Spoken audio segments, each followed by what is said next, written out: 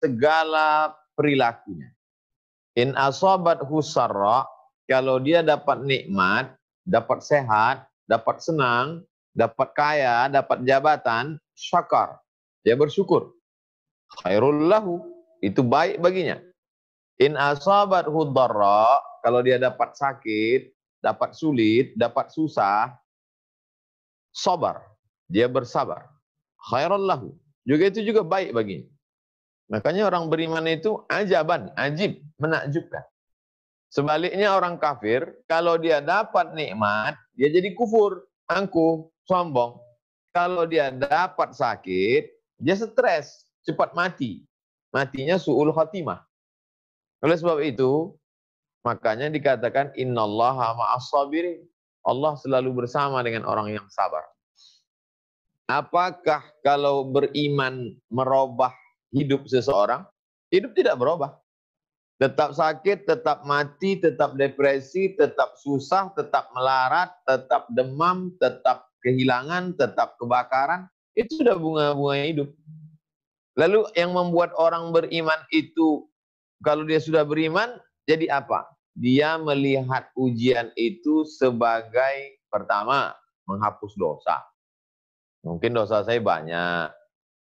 Yang kedua, mengangkat derajat. Mungkin derajat saya rendah, dengan adanya ini Allah angkat derajat saya. Jadi Islam ini membuat mindset cara pandang orang berubah. Makanya banyak orang yang stres, depresi sebab COVID-19 ini bukan karena penyakitnya, tapi karena psikologisnya. Karena ketakutan yang berlebihan, tidak boleh keluar rumah nggak ketemu orang, biasanya kongko-kongko di warung kopi nongkrong, tiba-tiba sunyi, sepi, sendiri, stres, depresi, imun turun, kena, mati. Orang beriman tidak begitu. Dia selalu menjalani hidup ini, dia tidak pernah kesepian.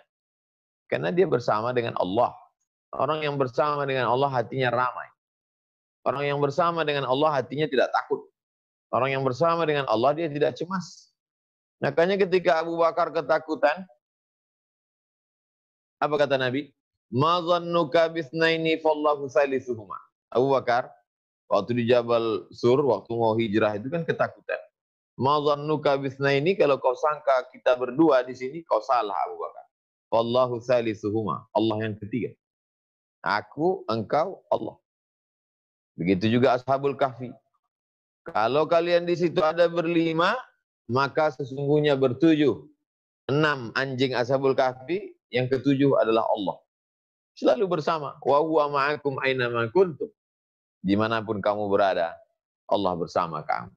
Makanya warga Indonesia yang ada di Jepang tidak pernah cemas, tidak pernah takut, tidak pernah ngeri. Kenapa? Bumi yang dipijak, bumi Allah. Yang dihadapi, hamba Allah. Makhluk ciptaan Allah.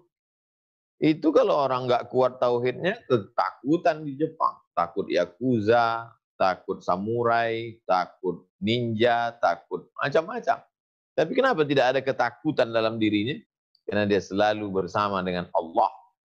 Dia langkahkan kaki, bismillahi tawakkaltu ala Allah, la haula wa la quwata illa billah. Ada 5 poin yang ingin saya sampaikan pada menghadapi new normal ini. Yang pertama, selalu bersama dengan Allah. Jadi sesungguhnya ketika kita sedang sholat zuhur, sholat asar, sholat maghrib, sholat isya, sholat tahajud, sholat witir, sholat duha, merasakan kedekatan kebersamaan dengan Allah. Tapi sebentar aja, takbiratul ihram sampai salam. Habis salam lupa lagi, puasa. Puasa Senin, puasa Kamis, puasa Ayyamul Bait, merasakan kedekatan dengan Allah. Zikir, la ilaha illallah, Allahumma sholli ala sayyidina Muhammad, astaghfirullah, merasakan kedekatan kebersamaan, ma'iyatullah, bersama dengan Allah Subhanahu wa ta'ala. Ini yang pertama. Yang kedua, kita memang dididik untuk hidup tidak normal itu dari dulu. Baru sekarang saja orang tahu itu. Kita dari dulu sudah diajarkan. 14 abad yang lalu Nabi kita sudah cerita itu. Kalau terjadi idza sami'tum bihi fi baladin. Kalau kamu dengar ada wabah pandemik di satu negeri, La taqdimu ilaihim. Jangan datang ke negeri itu. Ada pandemi di Amerika, jangan ke Amerika. Ada pandemi di Korea, jangan ke Korea. Wa idza waqa'tum bihi, kalau kamu berada di negeri itu, kamu sedang berada di negeri itu seminar. Tiba-tiba terjadi wabah di sana. La takhruju firaram min. Jangan keluar dari negeri itu. Inilah yang disebut sebagai social distancing, physical distancing, PSBB, lockdown. Baru sekarang orang tahu. Tapi Nabi kita sudah cerita 14 abad yang lalu. Cerita tentang di mana-mana sekarang hand sanitizer, cuci tangan. Kita cuci tangan. Jadi kalau ada orang Islam diajari cuci tangan, Pak, nanti sering-sering cuci tangan ya. Mungkin dalam hatinya kau aja yang baru tahu cuci tangan. Aku begitu lahir udah cuci tangan. Kami bukan cuma cuci tangan, cuci kemaluan, cuci muka, cuci kaki, baru tidur. Wuduk dulu, sebelum tidur wuduk dulu.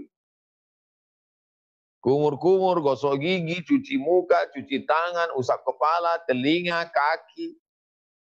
Enggak sah sholat kalau tidak istinja. Pertama kali yang diajarkan di masjid, di pondok pesantren adalah cebok. Gimana cara Kaki yang sebelah kiri jinjit. Gimana cara cebok? Ujung jari kelingking masuk sedikit supaya bersih. Buang air kecilnya batu. Biar keluar menetes. Sedetail itu kita diajarkan. Apalah lagi cuci tangan. Makanya aneh bin ajaib. Kalau orang masuk ke masjid nggak boleh, masuk ke mall boleh. Emangnya ada orang masuk ke mall itu suci bersih? Oleh sebab itu maka Islam sudah mengajarkan itu semua. Islam bukan cuma mengajarkan kita hubungan dengan Tuhan, menenangkan hati, itu sebutlah nama Tuhan. Tidak. Kita diajarkan tentang kebersihan ini. Asfaraka, kukumu. Inna syaitana yaq'udu ma tala minha. Setan duduk di kuku yang panjang. Man akala basalan, siapa yang makan bawang putih, bawang merah, faliyatazil masjidana. Jangan dekat-dekat masjid. Yang makan bawang putih, bawang merah, pergi sana. Innal malaikata tata'adza, malaikat tersakiti mencium bau busuk. Cuci tangan kecil, sepele, remeh-temeh. Kecil-kecil, hal yang kecil sudah dibahas dalam Islam semua. Jadi dengan adanya wabah COVID ini, justru kita semakin mengetahui kehebatan agama kita. Nanti kalau kita ngomong kehebatan Islam, orang akan ngomong, apa itu? Itu kan cuman apologi membela agama sendiri. Oh, fakta, data yang sekarang sedang kita alami ini, semua sudah ada dalam hadis-hadis Nabi, petunjuk. Qul, katakan ya Muhammad, in kuntum tuhibbunallah. Kalau kau cinta kepada Allah, fattabi'uni, ikuti Muhammad sallallahu alaihi wasallam. Malu-malu kucing nggak mau ngikut akidah Muhammad SAW, nggak mau menyembah Allah, ya nggak apa-apa. Tapi mau nggak mau, suka nggak suka, cuci tangannya ikut kan? Mau nggak mau, suka nggak suka, social distancingnya ikut kan? Tutup kota, tutup negeri, nggak boleh datang, nggak boleh masuk, orang tetap ikut. Dalam hati sebetulnya, berarti yang ngajari Muhammad SAW buta huruf, tinggal di gurun pasir, nggak tahu apa-apa. Dari mana dia tahu pengetahuan ini? Kalau bukan dari Allah.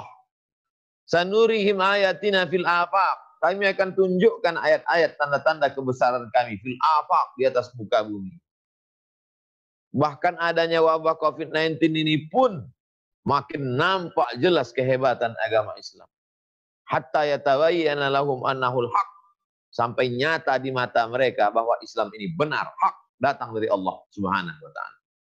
Mudah-mudahan yang aku yang sombong, yang tak mau menerima tauhid, dengan mengikuti social distancing, penjelasan para pakar, dibandingkannya dengan hadis Nabi, oh ternyata ada kebenaran di sana. Ada amalan-amalan itu semuanya harga mati. Nggak bisa puasa. Mangkana minkum maridon, siapa yang sakit aw ala safarin atau musafir fa'iddatun min ayamin ukhar. Ganti di hari yang lain. Saya nggak bisa puasa Pak Ustaz. Nggak bisa puasa sekarang, nggak bisa. Ganti di Syawal. Di Syawal nggak bisa juga. Di Zulqa'dah. Zulqa'dah nggak bisa juga. Zulhijjah. Zulhijjah nggak bisa juga. Bayar fidyah. Saya bayar fidyah pun nggak sanggup. Kenapa? Karena saya fakir miskin. Nerima zakat. Nerima nggak sanggup juga? Enggak, mati aja lah. Sampai sedetail-detail sekecil itu ada. Pembunuhan. An-nafsu bin nafsi. Siapa yang membunuh, dihukum pancung. Mati. Tapi hukum pancung bisa turun drastis ke bawah. Faman ufiya lahu min akhihi syai'un fattiba'un bil ma'ruf. Kalau keluarga korban memaafkan, maka dia enggak jadi dihukum pancung, cukup bayar diat. Bayar diat itu berapa Pak Ustadz? Bayar tebusan. Kalau sekarang berapa? 1.000 dinar. 1 dinar uang logam keping emas 4,25 gram lebih kurang 3 juta kali 1.000, 3 miliar. Tebus 3 miliar, bebas. Jadi nggak ada harga mati. Nah, dengan new normal ini, kita kan diajarkan salaman Pak Ustadz. Ya, sekarang nggak bisa salaman, oke. Nggak bisa salaman bukan berarti kita jadi murtad, jadi haram. Ini bukan wajib, ini bukan rukun, ini bukan syarat, ini bukan sunnah. Ini bukan syarat, ini sunat anjuran. Dilaksanakan baik. Nggak bisa, ya nggak apa-apa. Nggak bisa sholat di masjid, sholat di rumah. Nggak bisa sholat berdiri, sholat duduk. Nggak bisa kena air, tayamum. Tayamum nggak bisa, nggak ada orang nggak bisa tayamum, pasti bisa. Nggak bisa tayamum sampai siku, pakai mazhab Maliki, tayamumnya sampai pergelangan tangan saja. Muka, pergelangan tangan, sholat. Nggak bisa duduk di kursi, miring ngarap ke arah kiblat. Nggak bisa juga terlentang pakai isyarat mata. Islam tidak pernah memberikan ada tawar-menawar. Ad-dinu yusrun, agama ini mudah. Yassiru, beri kemudahan. La tu'assiru, jangan kau persulit. Basyiru, berikan kabar gembira. La tunaffiru, jangan buat orang lari dari Islam. Oleh sebab itu, new normal memberikan kita solusi, menunjukkan bahwa Islam punya alternatif. Plan B ada. Nggak bisa plan A, plan B. Bukan satu jalan kebaikan. Yang keempat, new normal COVID-19 menunjukkan pada kita ketidakberdayaan manusia. Amerika adidaya, tumbang. Eropa, Itali, tumbang. Korea, tumbang. Saya tak sebut Jepang, karena sedang berhadapan dengan orang PPI Jepang. Jadi saya sebut Jepang, dia tersinggung sakit hati. Mana sekarang? Inna Allah la yastahi an yadriba masalan ma ba'udatan fama fawqaha. Allah tidak malu menyebutkan perumpamaan makhluk sebesar nyamuk. Fama fawqaha, atau lebih kecil lagi daripada nyamuk. Dulu ketika membaca ayat ini, apa sih maksud Allah? Nggak malu menciptakan nyamuk dan yang lebih kecil dari nyamuk. Ternyata dulu orang Arab musyrik jahiliyah, apa itu Tuhan menciptakan nyamuk? Kayak nggak ada kerjaan aja. Ternyata ada makhluk yang lebih kecil dari nyamuk. Apa dia? Ya ini, COVID-19 lebih kecil dari nyamuk. Tapi serangannya luar biasa. Nyamuk hanya buat malaria saja. Nyamuk hanya buat orang gatal sakit kulit saja. Nyamuk hanya buat orang demam berdarah saja. Tapi ini serangannya luar biasa. Lebih dari halus, lebih kecil dari nyamuk. Lebih gawat daripada nyamuk. Allah seakan-akan ingin mengatakan, yang menyerang kamu bukan burung tayron ababil, yang menyerang kamu bukan gempa bumi tsunami, yang menyerang kamu makhluk yang dulu kamu ejek-ejek, lebih kecil daripada itu, tapi aku punya kuasa. Mana orang ateis yang sombong angkuh, yang katanya mana itu Tuhan? Tuhan belum menampakkan dirinya, baru menunjukkan ciptaannya yang nggak kelihatan aja manusia ada potong pantik. Menunjukkan ketidakberdayaan kita. Makanya kalau sudah COVID-19 orang nggak juga bertobat, na'udzubillah.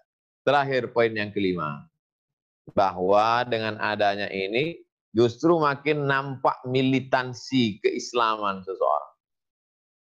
Ada sebagian orang mengatakan, ya udahlah nggak bisa ngaji, tidur-tidur aja, karaoke, dengar-dengar musik, nyanyi-nyanyi, makan-makan. Tapi buktinya PPI Jepang bisa buat pengajian virtual, melalui aplikasi Zoom, lancar suaranya, macet-macet dikit, mudah-mudahan Allah mengampuni. Jihadnya luar biasa. Bahkan saya banyak ketemu tokoh-tokoh itu justru karena ini. Kalau nggak ada ini tablik akbar di sana, tablik akbar di sana, pengajian di sana, akhirnya bertahun-tahun dengan sahabat-sahabat itu nggak pernah ketemuan. Begitu muncul aplikasi Zoom, maka kita bisa bertemu beberapa bulan ini, bertemu dengan fulan, dialog dengan fulan. Dialog kita lebih bergizi, berkualitas, baca kitab tiap malam. Sudah khatam kemarin Ar-Risalah Al-Qusairiyah, 53 stasiun menuju Tuhan. Sekarang kita lanjutkan lagi Al-Fathul Mubin Bisyarhil Arba'in. Sudah masuk hadis yang keempat.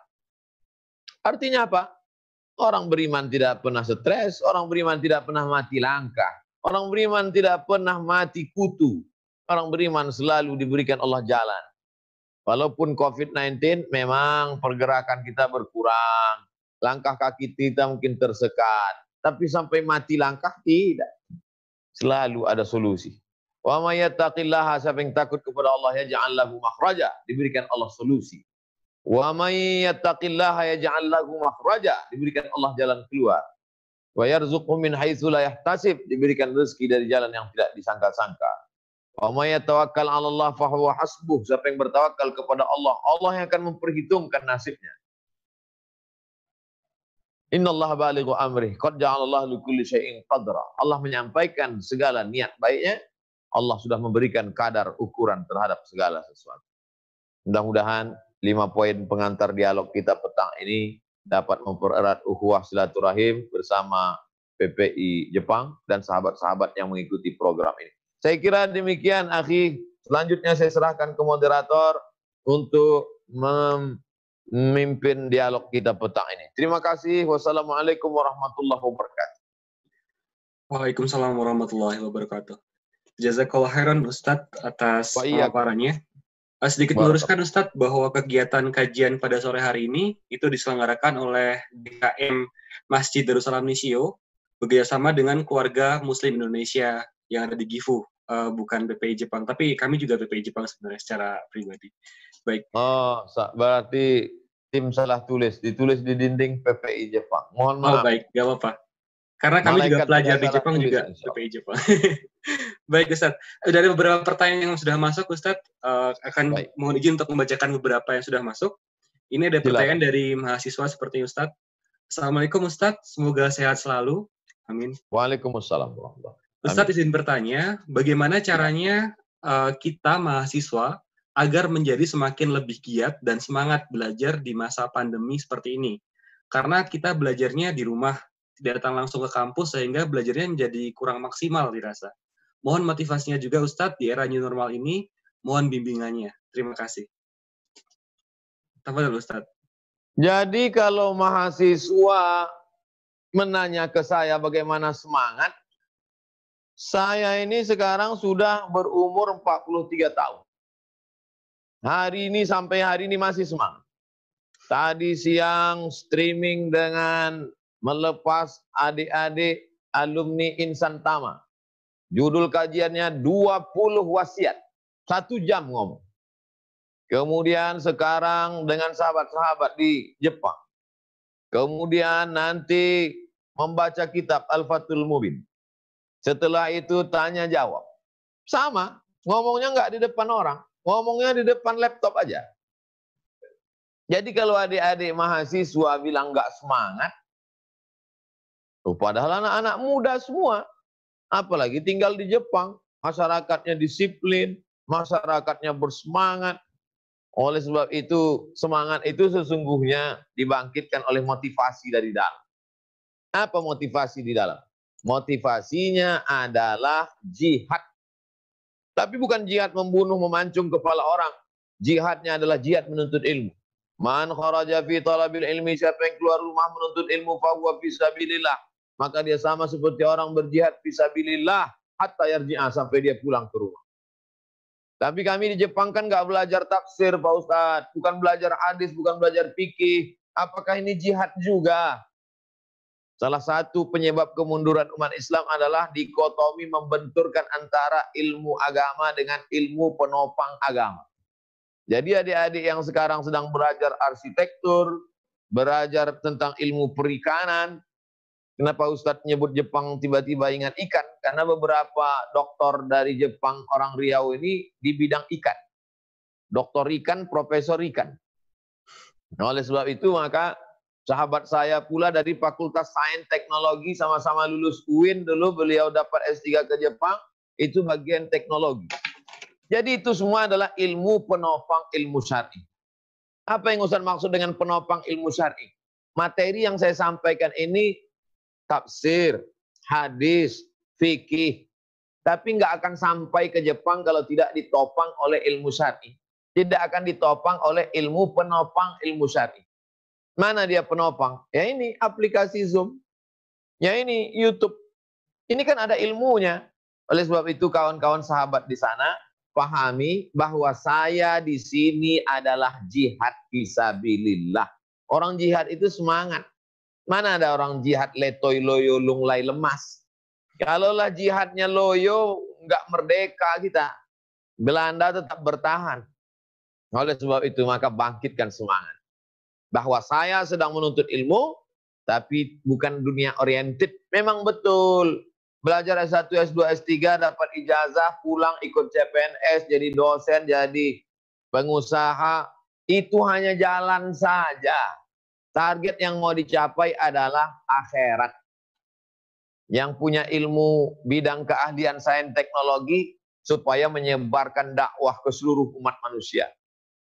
Yang punya ilmu bidang sosial bagaimana supaya bermanfaat untuk manusia. Itu yang mesti ditanamkan dalam hati. Semangat bahwa ini adalah ibadah. Ibadah itu kan sholat, baca Quran, zikir. Itu ibadah mahdah. Pure, murni ibadah. Tapi ada perbuatan-perbuatan yang kelihatannya tidak ibadah, tapi bernilai ibadah. Termasuk adik-adik, sahabat-sahabat PPI yang sedang menuntut ilmu di Jepang, maka itu juga insya Allah bernilai ibadah. Dengan syarat, niat baik, innamal a'malu bin niat. Segala amal itu dengan niat. Maka fokus, yang sedang buat penelitian, lanjutkan. Yang sedang menulis tesis, disertasi, teruskan. Yang selesai S2, lanjut S3. Karena nggak bisa pulang juga kan, lanjutkan aja terus. Sampai selesai pulang, bermanfaat ilmunya untuk agama, nusa, dan bangsa. La ta'jaz, jangan merasa lemah. Ihris ala ma yanfa'uka. Bersemangatlah untuk sesuatu yang bermanfaat. Khairun nas, manusia yang paling baik, anfa'uhum linnas, yang bermanfaat buat orang banyak. Ilmu saya sedikit, manfaatnya tidak terlalu banyak dinikmati orang. Tapi ilmu sahabat-sahabat, adik-adik saya yang ada di PPI Jepang, insya Allah ilmunya bermanfaat untuk orang banyak. Saya kira demikian. Baik, jazakallah khairan Ustaz atas jawabannya. Semoga mencerahkan ya buat yang tadi sudah bertanya.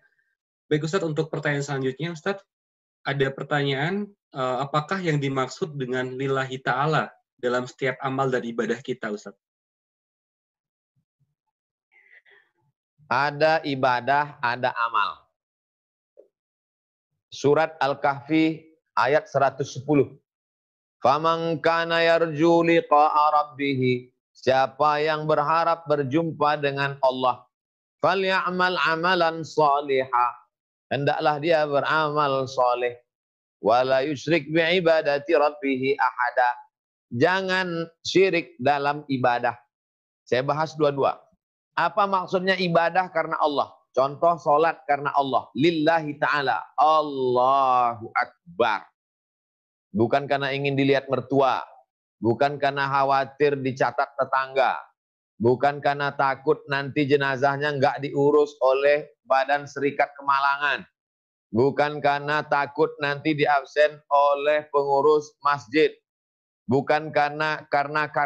Tapi karena lillahi ta'ala. Jangan sampai bercampur dalam hati itu macam-macam. Air yang tidak bercampur dengan kopi, tidak bercampur dengan teh, tidak bercampur dengan soda disebut al-ma'ul khalis. Air yang ikhlas. Begitu juga dengan ibadah kita. Inna salati wa nusuki wa mahyaya wa mamati lillah. Puasanya juga begitu. Jangan dicampur niatnya dengan yang lain.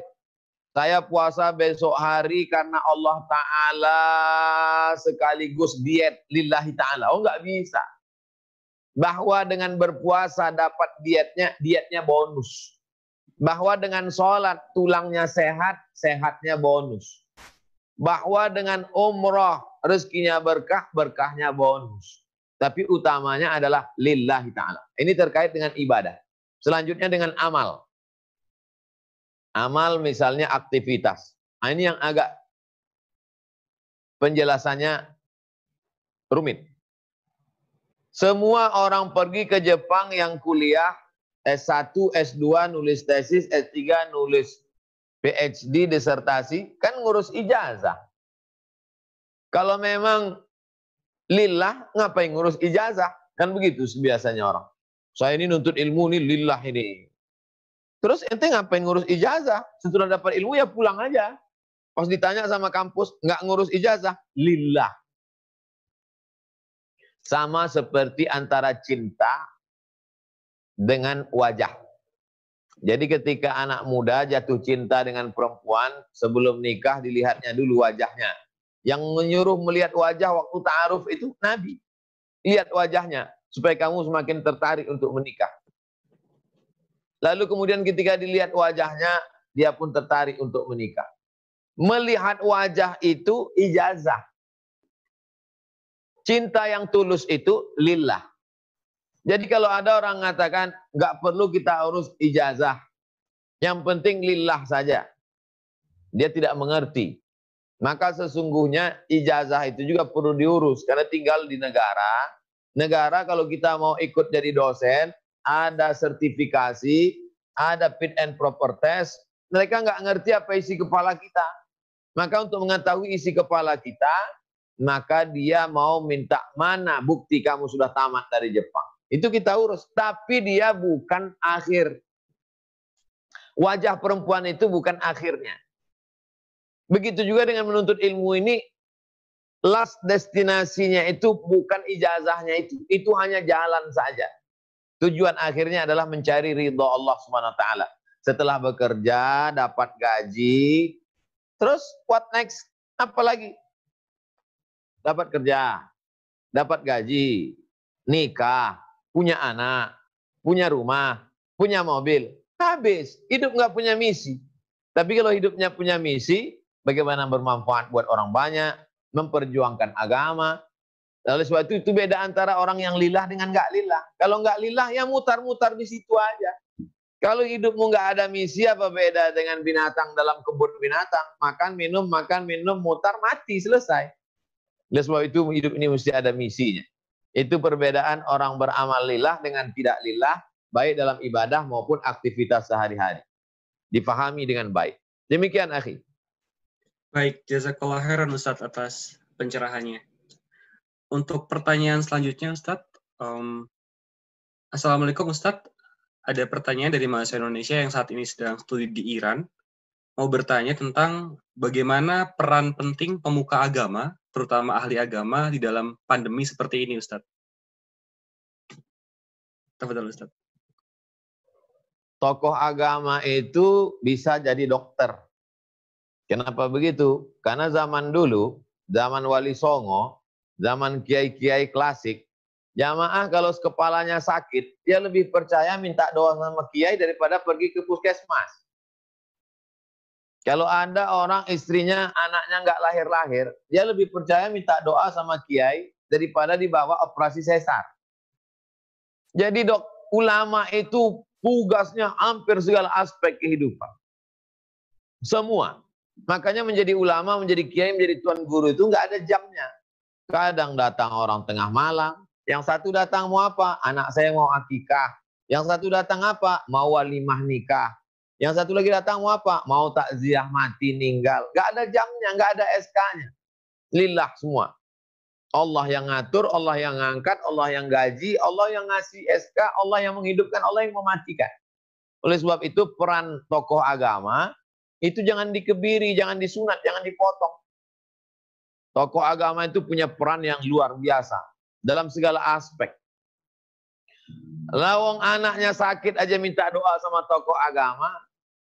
Mau memilihkan calon wali kotanya nanya sama tokoh agama. Mau jadi berangkat atau enggak minta doa sama tokoh agama. Mau buka toko jadi apa enggak, didoakan, diruqyah, minta agama.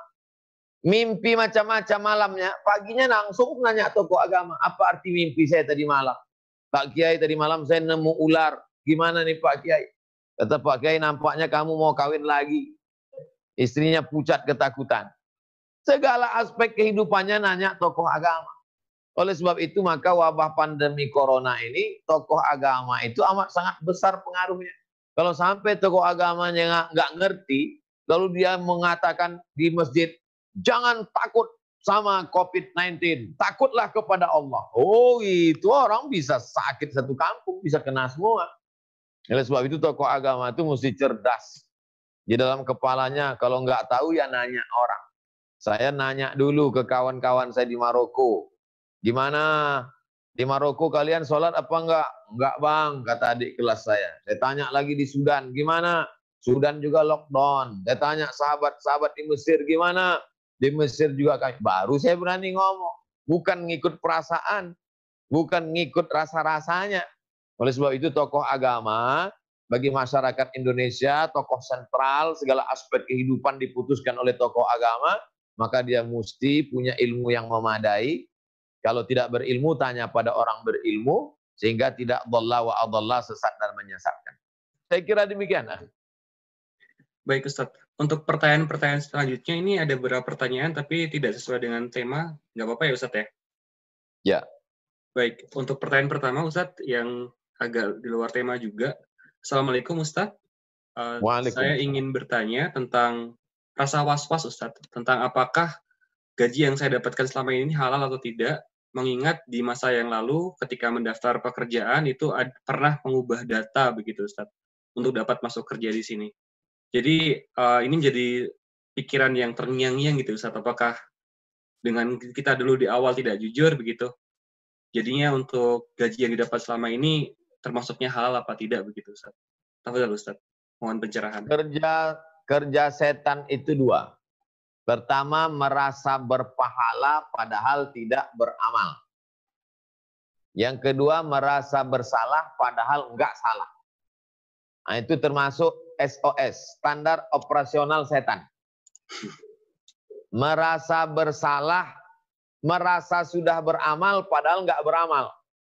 Saya selalu dikatakan orang itu, Ustaz nampaknya lemas ya, pasti banyak puasa sunat. Padahal saya makan terus. Cuman saya kurus disangkanya banyak puasa. Lalu kemudian saya pun merasa amalku banyak. Itu kerja setan. Yang kedua merasa salah padahal enggak salah. Merasa bersalah padahal enggak salah. Musim pandemi. Kebetulan daerah itu zona merah, zona hitam. Enggak ke masjid. Merasa berdosa. Itu setan punya kerja. Kau berdosa, kau berdosa, kau berdosa. Asyaitanu ya'idukumul faqra wa ya'murukum bil fahsya. Setan membisikkan kekurangan, kegalauan, kekacauan, menyuruh kamu buat salah. Kalau sudah yakin tidak salah, kuatkan hati saya tidak salah, perbanyak ibadah, hilangkan was-was dengan zikir. Tapi kalau memang sudah salah fatal, merubah ijazah, pakai ijazah palsu, salah. Jangan cari pembenaran, keluar dari situ. Cari rezeki yang halal. Saya tidak mau mengungkit masalah detailnya gimana, saya tidak mau mencari tahu aib orang. Saya hanya ingin beri gambaran. Kalau salahnya fatal, membuat ijazah palsu, menulis skripsi dituliskan orang lain, tak ada pikiran dia, 0, kosong, blank. Menipu, menyogok, keluarlah. Hidup ini sementara. Gajinya haram, duitnya haram, SPPD-nya haram, tunjangannya haram, pensiunnya haram, makan haram. Hidup singkat, makan haram. Jadi neraka jahanam akan menyantapnya. Tapi kalau kekeliruan, kesilapan yang masih termaafkan, kekeliruan sedikit, maka bertaubat kepada Allah, lanjutkan pekerjaannya, tetap bersedekah, berinfak, berwakaf, berzakat, Allah mengampuni. Innallaha, sesungguhnya Allah, la yaghfiru ayyushraka bihi wa yaghfiru ma duna dzalika liman yasha. Dosa syirik yang tak diampuni, adapun dosa selain itu diampunkan Allah Subhanahu wa taala. Sekali lagi, jangan merasa berdosa kalau memang bukan dosa. Kuatkan hati dengan memperbanyak ibadah. Falyabudu rabb hadzal bait. Banyak-banyak beribadah. Kalau kau banyak beribadah, Allah berikan kau dua. At'amahum min ju'. Kalau kau lapar, Allah kasih kau makan. Wa amanahum min khauf. Kalau engkau takut, Allah hilangkan rasa takut. Rasa cemasmu, rasa was-wasmu hilang.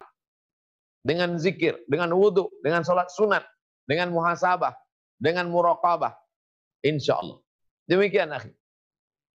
Baik, jazakallah khairan Ustadz atas pencerahannya. Semoga bisa menjawab ya yang tadi was-was, jadi lebih tenang, dan segera move on ya untuk lebih baik lagi insya Allah.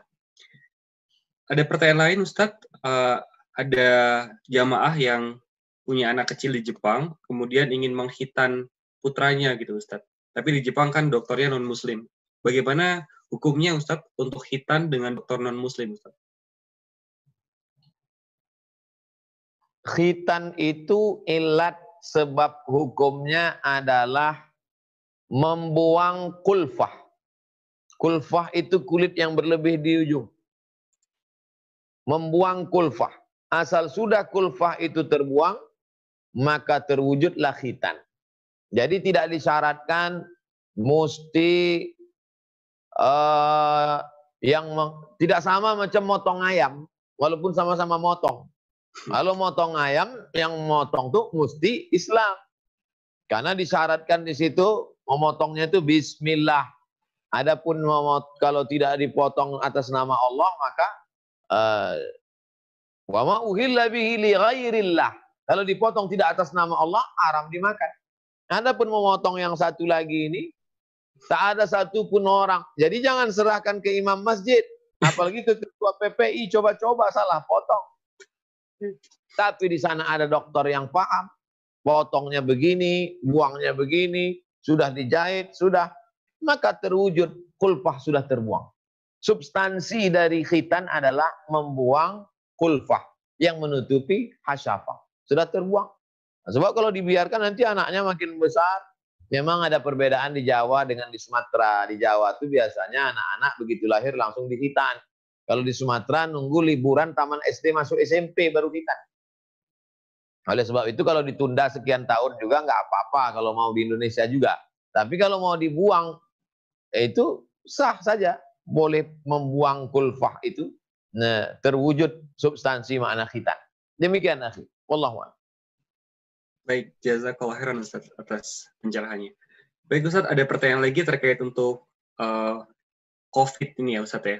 Assalamualaikum warahmatullahi wabarakatuh Ustaz. Semoga Ustaz selalu dalam lindungan Allah. Bagaimana pandangan Ustaz dengan saat ini sangat banyak informasi yang simpang siur mengenai wabah COVID Ustaz. Ada yang bilang ini perang biologis, perang ekonomi dan sebagainya. Jadi kalau pandangan Ustaz sendiri seperti apa Ustaz? Monggo Ustaz.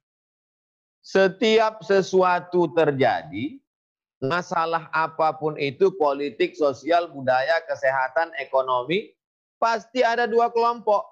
Satu eka, satu eki. Ekstrim kanan, ekstrim kiri. Ifrat dan tafrid. Nah, yang satu mengatakan ini nggak ada ini COVID ini. Ini COVID ini konspirasi aja, orang mau jual vaksin.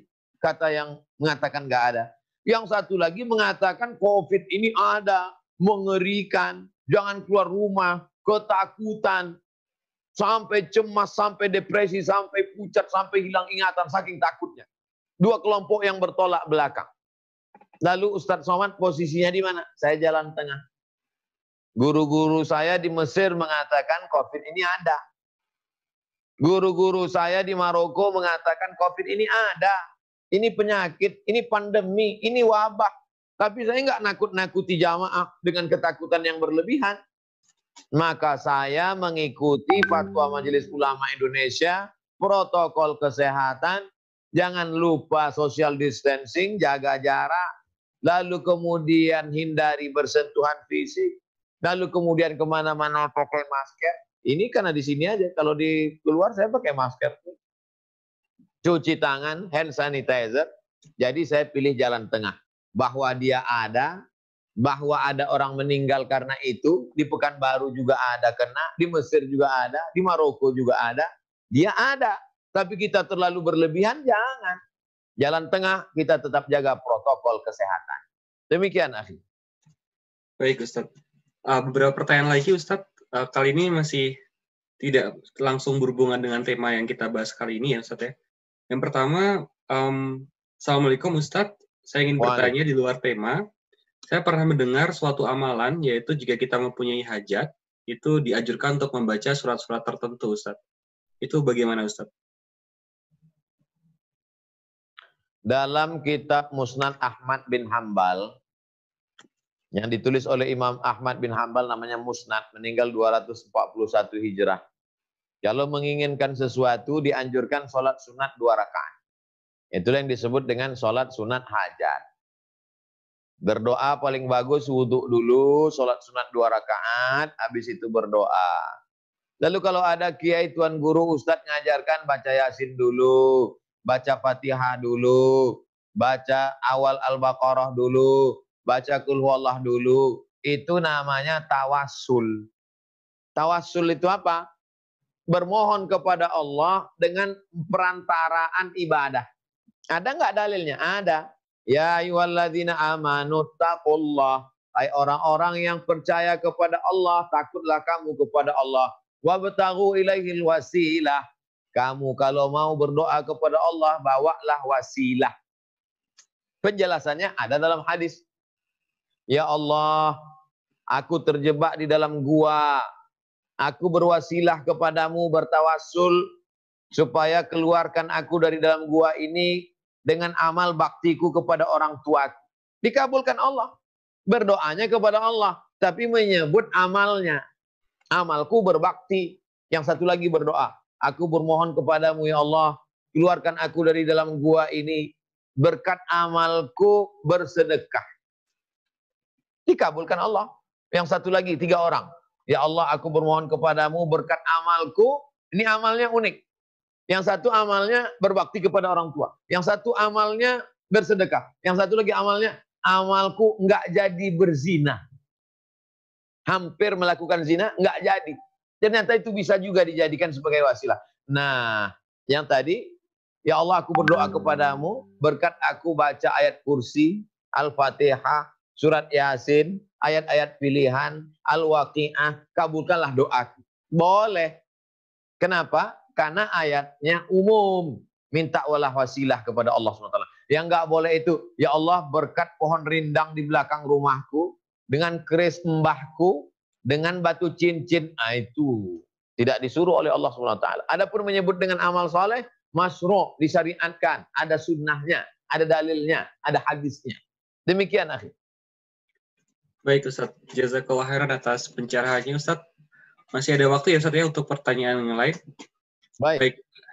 Assalamualaikum Ustaz, mau tanya, jika di Jepang ini misalnya kita menerima donor darah Ustaz dari warga Jepang, yang notabene kalau di sini kan mereka juga masih makan yang nggak haram juga, yang non halal maksudnya, makanan haram gitu. Itu hukumnya bagaimana Ustaz? Apakah kita boleh menerima donor darah dari mereka yang masih mengkonsumsi makanan-makanan haram Ustaz? Tafadhal Ustaz. Di Mesir ada namanya Darul Ifta. Dar rumah, Ifta fatwa, rumah fatwa. Rumah fatwa Mesir mengeluarkan fatwa boleh menerima donor darah dari non-muslim. Jadi darah non-muslim langsung masuk ke tubuh kita, jangan khawatir nanti darahnya lalu kemudian enggak, terima saja, boleh. Tidak haram, tidak makruh, hukumnya mubah, boleh menerima. Adapun yang dilarang itu adalah makanan. Huriman alaikumul maitatu, enggak boleh makan bangkai yang enggak disembelih. Makna bangkai itu enggak disembelih. Wadamu darah, darah kambing, darah sapi dibekukan, dibuat jadi sosis Arab. Walahmul khinzir, babi. Wal munkhaniqatu, binatang tercekik. Wal mauqudhatu wal mutaraddiyatu wan natihatu, terjepit, tertanduk. Wama akala sabu'u, yang dimakan terkam binatang buas, diterkam singa, mati, nggak boleh dimakan.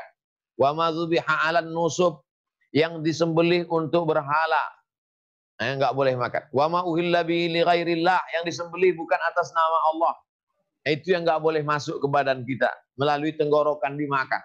Adapun darah yang masuk, baik darah dari saudara kita non muslim, warga Amerika, warga Jepang, maka Darul Ifta memberikan fatwa boleh hukumnya. Demikian akhi, wallahu a'lam.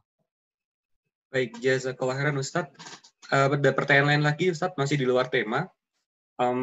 Terkadang kalau beberapa musim di Jepang juga, terutama di musim dingin ya Ustaz ya, itu biasanya mereka berwudu tanpa melepas alas kaki Ustaz, dengan mengusap kaos kaki misalnya. Apakah itu diperbolehkan seperti itu? Apakah kaos kaki itu bisa dihiaskan dengan khuf? Coba ketik di handphone yang bisa huruf Arab. Di Google itu ketik dia tulisannya khuffain. Kha, fa, ya, nun. Khuffain. Nah, nanti pilih image, gambar. Kelihatan khuffain. Nah, itu dia. Khuffain. Terbuat dari kulit, tertutup sampai mata kaki, nggak ada tapaknya. Dari kulit sampai mata kaki di atas nggak ada tapaknya. Jadi kalau musim dingin, pakai khuffain ini. Subuh, wudhu dulu seperti biasa, wudhu. Setelah wudhu sama seperti biasa, muka, tangan, sap kepala, telinga, kaki. Habis itu pakai khuf tadi. Pakai khuf, lalu kemudian kalau nggak musafir, nggak kemana-mana, bisa selama di Tokyo, selama di satu kota itu sehari semalam. Dari subuh, zuhur, asar, maghrib, isya. Nanti ketika wudhu, muka tetap disiram, tangan tetap disiram, kepala tetap diusap, telinga tetap diusap. Pas kakinya, kaki nggak usah dibuka, diusap saja. Diusap bagian atasnya, tapaknya enggak. Jadi kalau ini kaki diusap bagian atas. Sekali usap gini. Nah, bagaimana kalau dia tidak terbuat dari kulit, tapi kaos kaki saja? Apakah jawrabain, kaos kaki, sama dengan khuffain? Maka kalau kaos kakinya itu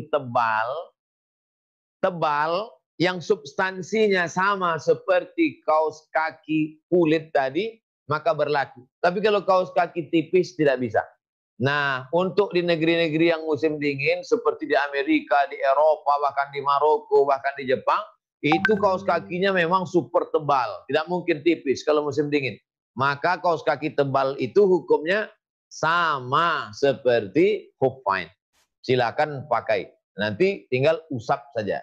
Tidak perlu siram kaki. Wallahu a'lam. Baik, jazakallahu khairan Ustaz. Ada pertanyaan lagi Ustaz? Masih bisa ya Ustaz ya waktunya? Insya Allah. Baik, bagaimana Ustaz cara membersihkan hati supaya kita lebih bersyukur dengan apa yang telah Allah tetapkan?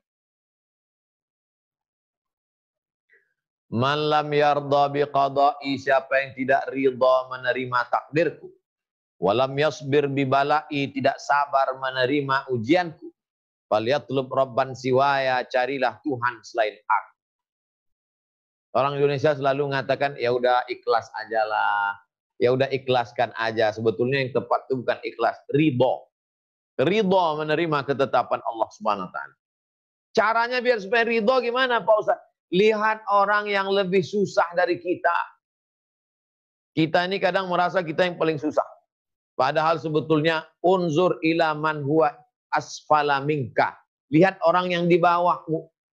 Maka melihat orang yang berada di bawah baru kita sadar sesungguhnya nikmat Allah ini besar. Tapi kita kurang syukur kepada Allah Subhanahu wa taala. Lalu kemudian ridho, terima setelah usaha. Sebab kalau ada orang nerima saja nggak usaha itu namanya apatis, asketis, apatis. Sedangkan kita diajarkan untuk tetap aktif. Setelah berusaha ternyata tidak terwujud, tidak terjadi, qadarallah. Kalau sudah terjadi, qadarallah, takdir Allah Subhanahu wa taala. La haula wala quwata illa billah. Demikian akhi. Baik, jazakallahu khairan Ustaz. Apakah masih ada waktu Ustaz untuk pertanyaan yang lain? Boleh. Masih bisa ya Ustaz ya. Baik Ustaz. Pertanyaan selanjutnya Ustaz. Assalamualaikum Ustaz. Saya ingin bertanya terkait bagaimana cara pandang menurut Islam tentang orang yang mengantisipasi COVID ini secara terlalu berlebihan begitu, Ustaz? Lihat daerah masing-masing.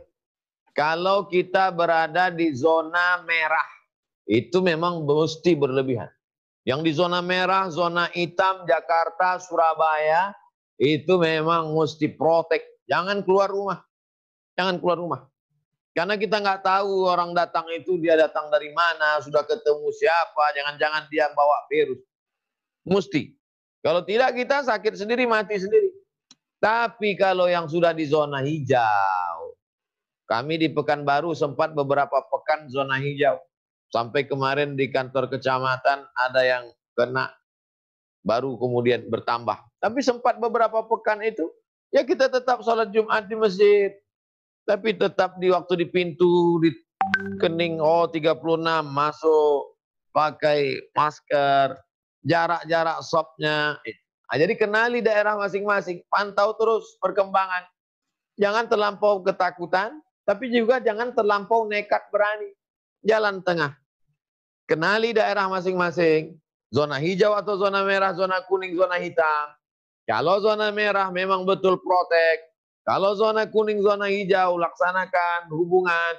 Tapi tetap menjaga protokol kesehatan. Demikian. Baik, Ustaz. Ada pertanyaan lagi, Ustaz. Assalamualaikum, Ustaz. Mau tanya, Ustaz. Saya adalah seorang akhwat bercadar. Saya sudah bercadar sejak 2017, kemudian ketika harus melanjutkan kuliah di Jepang pada tahun 2018, ibu saya berpesan untuk meninggalkan cadar karena beliau takut saya tidak bisa mendapatkan teman begitu atau disakiti karena Islamophobia begitu di kampus. Tapi diperbolehkan untuk tetap bercadar bila ada momen-momen yang memungkinkan, semisal ke pengajian atau yang lainnya. Berangkat dari sana, Ustadz, saya mendapat beberapa pandangan yang kurang baik, yang dibilang soalim dan lain sebagainya. Apakah tindakan tersebut itu saya berdosa, Ustadz, bila saya mengimani cadar itu sunnah, dan bagaimana menanggapi orang-orang yang kurang suka dengan saya, Ustadz? Begitu, Ustadz. Di dalam pertanyaan ini ada dua hal. Yang pertama, terkait dengan ibu. La ta'ata li makhluqin fi maksiatil khaliq. Tidak ada ketaatan kepada makhluk kalau melawan Khalik Allah. Ibu itu makhluk. Enggak perlu taat pada ibu kalau melawan Allah. Kalau ibunya memerintahkan pakai rok mini, kamu harus pakai celana sempit, ibu enggak perlu ditaati. Yang ditaati Allah. Tapi ini masalahnya, ibu kan tidak melarang menjalankan syariat. Cadar itu hukumnya tidak sampai wajib. Lihat fatwa ulama Al-Azhar Mesir. Kalau nggak mau pakai ulama Azhar, saya maunya ulama dari Saudi Arabia. Ikut Syekh Nasruddin Albani. Dalam fatwanya cadar tidak wajib. Oleh sebab itu maka kalau ibunya mengatakan kamu jangan pakai cadar nak. Apalagi alasannya takut nanti anaknya dibunuh, teroris, disakiti, teraniaya karena di luar negeri. Ikuti ucapan ibu. Tapi nanti kalau berkomunitas PPI bersama dengan jamaah masjid, pengajian dia pakai cadar, nggak apa-apa. Jadi jangan pahami nggak bercadar ini nanti masuk neraka. Ini masih ikhtilaf. Cadar ikhtilaf. Ini masalah pertama. Masalah kedua, kalau kita menjalankan agama Islam ini, kita nggak perlu ikut komen orang. Karena semakin banyak viewer dan follower, semakin banyak komen. Oleh sebab itu kalau kita ikutkan komen orang, pusing kepala kita, stres kita. Kalau kau yakin bercadar itu baik, menjaga kehormatan dirimu, mengikuti ajaran nabimu, kau pakai cadar. Wa in tuti aksara man fil ardi yudilluka an sabilillah. Kalau kau ikut kebanyakan orang, mereka menyesatkanmu dari jalan Allah. Nanti kau pakai cadar. Terus ada yang komen, so alim. Habis itu kau buka cadar. Habis itu kau pakai jilbab panjang. Kayak emak-emak. Habis itu kau pakai jilbab pendek. Habis itu kau pakai baju panjang. Terus orang ngomong, kayak sinetron jadul aja. Kita nggak selesai nih. Maka kau laksanakan perintah Allah, ikuti sunnah Rasulullah, yakini, berpegang, berpendirian, berprinsip, tawakal Allah. Jangan ikut cakap orang. Anjing menggonggong, kapilah berlari. Demikian. Baik, jazakallah khairan Ustaz. Baik Ustaz, ini pada pertanyaan lagi Ustaz terkait untuk kehidupan muslim di Jepang ya Ustaz ya. Jadi kan di beberapa restoran di Jepang itu ada yang menjual menu ikan misalnya, itu kan kita bisa makan, tapi di situ juga menjual menu yang haram Ustaz, seperti babi. Apakah kita diperbolehkan Ustaz untuk makan di restoran yang di sana menjual menu ikan, tapi juga ada menu babinya Ustaz? Di Indonesia, kita bertetangga dengan saudara kita sebangsa setanah air yang tidak Islam. Tapi ketika anaknya nikah, kita datang. Karena bukan ritual agama. Kenapa Ustadz tetap makan juga di sana? Karena cateringnya catering orang Islam. Mejanya di sebelah sini khusus untuk Muslim. Ini Muslim food, ini non-Muslim. Maka ngobrol-ngobrol makannya di catering Islam. Beda dengan di rumah makan. Di rumah makan itu ikannya halal. Tapi piringnya, sendoknya, gelasnya campur aduk di belakang. Kecuali memang rumah makan itu memang sudah dapat legal dari Muslim United, dari Muslim Council, dari lembaga agama Islamnya, bahwa rumah makan ini kalau dia katakan Muslim food, makanan Muslim, berarti gelasnya, piringnya tidak terkena makanan yang haram menurut ajaran agama kita. Jadi bukan dilihat hanya bendanya.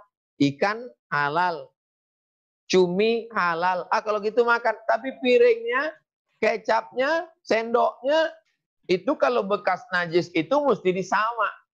Idza walagal kalbu. Kalau ada seekor anjing menjilat tempat air minum, maka airnya mesti ditumpahkan semua. Dicuci dengan 6 kali. Sekali dengan air bercampur tanah, yang 6 dicuci dengan air 7 kali. Sekali dengan air campur tanah, yang 6-nya dengan air bersih. Itu baru jilatan anjing. Bagaimana kalau memang asli dagingnya, minyaknya, tempatnya, nampannya? Oleh sebab itu mesti hati-hati masalah makanan. Wallahu a'lam. Baik Ustaz. Pertanyaan agak berhubungan Ustaz dengan pertanyaan sebelumnya. Jadi ada beberapa juga yang di sini bekerja paruh waktu Ustaz di restoran-restoran yang juga menjual produk-produk haram seperti babi dan lain sebagainya gitu Ustaz. Itu bagaimana hukumnya Ustaz? Kalau kira-kira ada pekerjaan yang lebih halal, pilihlah halal walaupun duitnya mungkin lebih rendah. Tapi kalau memang inilah satu-satunya penyambung hidup, wahai saudaraku sebangsa setanah air, tak ada tempat lain. Inilah yang bisa menolong untuk melanjutkan studi dan kehidupan. Maka kau laksanakanlah itu, tapi nanti sebelum sholat, bawa air bercampur tanah 1 botol, campur dengan tanah, goncang. Nanti sebelum sholat, kau basuh dulu tanganmu yang kena-kena itu sekali, habis itu siram dengan air biasa 6 kali, baru berwudu. Itulah alternatif terakhir, solusi terakhir. Disama, khusus anjing dan babi. Karena ini perlakuan khusus. Beda dengan biawak, ular, dan lain. Khusus anjing dan babi mesti disama. Wallahu a'lam. Baik, apakah masih ada waktu Ustaz untuk pertanyaan yang lainnya? Kita cukupkan dulu. Baik Ustaz. Baik, jazakallah khairan Ustaz atas pencerahannya. Tadi sudah banyak sekali pertanyaan yang masuk dan mungkin tidak semua yang bertanya juga bisa kami bacakan Ustaz, karena alhamdulillah antusias jamaah pada kajian sore hari ini sangat luar biasa. Banyak banget yang bertanya, tapi tadi karena memang keterbatasan waktu sehingga kita tidak bisa membacakan semua pertanyaan. Baik Ustadz, sebelum diakhiri, kami ingin meminta nasihat dari Ustadz terkait apapun Ustadz dalam menghadapi era new normal ini Ustadz. Tafadhol Ustadz. Pertama, kita disuruh berikhtiar. Iqilha wa tawakkal. Tambatkan dulu hewan tungganganmu, kudamu, untamu, keledaimu, baru bertawakal. Jangan tawakal ujuk-ujuk tawakal. Begitu Islam mengajarkan kita. Ikuti protokol kesehatan, pakai masker, cuci tangan, hand sanitizer, jaga jarak. Setelah itu baru doa dan tawakal. Yang kedua, Islam mengajarkan kita tidak hanya sunnah ke masjid, sunnah sholat berjamaah, sunnah bersalaman, tapi juga ada sunnah menghindari wabah. Jadi ada namanya sunnah menghindari wabah. Jadi jangan katakan kita sedang memutus silaturahim. Wah, kamu mutus silaturahim. Enggak, saya sedang melaksanakan sunnah menghindari wabah. Itu sunnah juga. Yang ketiga, jaga persatuan. Sebangsa setanah air yang sama-sama datang dari Indonesia, yang sama-sama datang di negeri perantauan. Kita disatukan sama-sama, yang beda agama disatukan oleh Negara Kesatuan Republik Indonesia. Yang berbeda, yang beda suku disatukan oleh agama. Oleh sebab itu jaga kesatuan dan persatuan. La tanaza'u, jangan bertikai. Fatabshalu, nanti kamu gagal. Wa tazhaba rihukum, kehilangan semangat. Orang melecehkan kita karena kita tidak punya persatuan dan kesatuan. Yang keempat, baik yang di sana sedang bekerja fokus, jangan lupa kelebihan rezekinya kirimkan ke Indonesia. Bantu tetangga, kawan, sahabat yang susah. Belikan sembako. Ini mau dekat pemotongan hewan kurban. Kirimkan hewan kurban. Supaya sahabat, tetangga, kawan, keluarga kita makan hari raya Idul Adha. Yang terakhir, pahami bahwa di sana itu bukan negeri kita. Hanya untuk kerja cari hidup, hanya untuk sebagai pelajar, mahasiswa untuk belajar. Setelah selesai dapat modal, dapat ijazah, pulang ke Indonesia. Bangun Indonesia. Kembangkan Indonesia. Bangkitkan Indonesia. Kata pepatah Melayu, hujan emas di negeri orang, hujan batu di negeri sendiri, lebih enak lagi di negeri sendiri. Oleh sebab itu kita tidak berharap datang hujan batu. Itu perumpamaan saja. Tapi tolong jadikan ilmu modal yang ada di Jepang, bawa kembali, bangun Indonesia.